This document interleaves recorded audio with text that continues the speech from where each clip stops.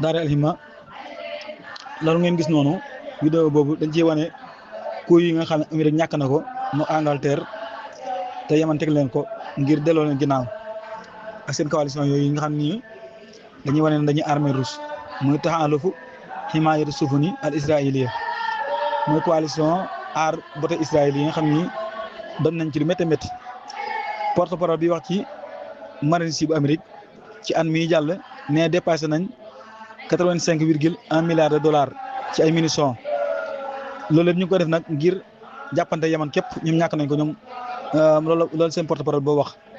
bu ngeen gisee noonu magasin boobu yëpp Pentagone tamit jagleel na 2,1 milliards de dollars yeneen pour mën a réhabiliter ak defaraat daal ak ñoŋalaat bateau yi nga xam ne dañ leen yàq seen magasin yi nga xam ne tamit mooy magasin yi nga xam ne mooy missiles yi nga xam ne missile intercepté la bëri la defaat nañ ci bëri nga xam ne ñoom seen bilan bi dañuy an mi jàll ci Yaman ngir jàppante gi ñu jàppante Yaman missiles yooyu nag nga xam intercepté ñu ngi ko jëfandikoo ngir mën a sécuriser géej gi ak défense Israël ci Yaman attaque yi mu koy attaque loolu lépp moom li ñu ciy daj lépp li bëri loolu lay jëriñ kon nag loolu doon na lu am solo loo xam ne nii Yaman mi ngi koy kii ñoom nga doole ci ba tey bépp F-15 wala ab sas boo xam ne naaw na rek wala F-22 loolu dana coûter Amérique 68,000 dollars moo lay coûter Amérique ay bu décollé rek dem dana coûter Amérique 68,000 dollars waaw missile bi ñuy wax Tomahawk tamit dana coûter Amérique ñaari millions de dollars yi nga xam ne moom la ñu kii moom bu ñu départ laa la ñuy ñàkk lépp loolu lay doon départ bu ne 68,000 dollars lay doon waaw. Angleterre tamit ba tey mi ngi jëfandikoo système défense ay missile bi ñuy wax C-Fire nga xam ne nii mi ngi seeree benn bu nekk lépp millions de dollars moom la ñuy jëfandikoo lépp pour mën a aar Israël teewul lañ bëggoon amuñ ko mooy missile boobu ngeen gis muy génn di yéeg waaw ni ko Al Jazeera waxee waaw. bu dee nag Yaman nag missile yi nga xam ne da koy sànni mooy avion yooyu nga xam ne nii mooy taayir bi doon tayaar yooyu nga xam ne nii moom njëggu lase la gu néew a néew la goo xam ne nii moom du kii mooy yooyu ngeen gis si biir njëggu néew a néew la nga xam ne siirul dara waaw kon nag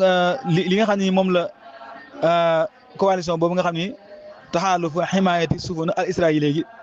occidentaux yi ànd koog yi njëggu seer la te Yaman tamit mi ngi ñàkk lu ndaw ci loolu. kon loolu ngeen gis ci loolu la aju moom la ñuy wax daal ndax li ko war a mooy at mi bu yeexee dañuy def ay rapport waaw malgré nag coût yi nga xam ne nii dépassé nañ ko ñoom Amérique ak Angleterre yëpp teewut dañoo échec ci kanamu Yaman amul benn objectif boo xam ne nii ci wàllu stratégie boo xam ne atteindre nañ ko kon loolu ñu bàyyi ci xel baax a baax doon na lu am solo xam nga Yaman ak Hezbollah dañuy ñoom naar yi buñ jéemoon def ni ñu def képp jàmm am. xam nga mbooloo mooy doole li ko waral mooy ay ñi nga xam ne mooy ay renseignement ak ay agents yi nga xam ne dañuy dox ci wàllu renseignement généraux pour ñu mën a dugg Yaman dafa def yenn kii day jafe ndax Yaman seen rassemblement bi ñuy def musaare millions yi bi nga xam ne ñu ko baaxoo def semaine bi jot pour nga mën a infiltrer leen wala nga mën a dugg faal di ut ay xibaar day jafe ndax loolu daa wóorul daal te ku jàpp xam nga dañ lay rey moo tax am mbooloo fu ñu àndee nekk benn rek. dañu am doole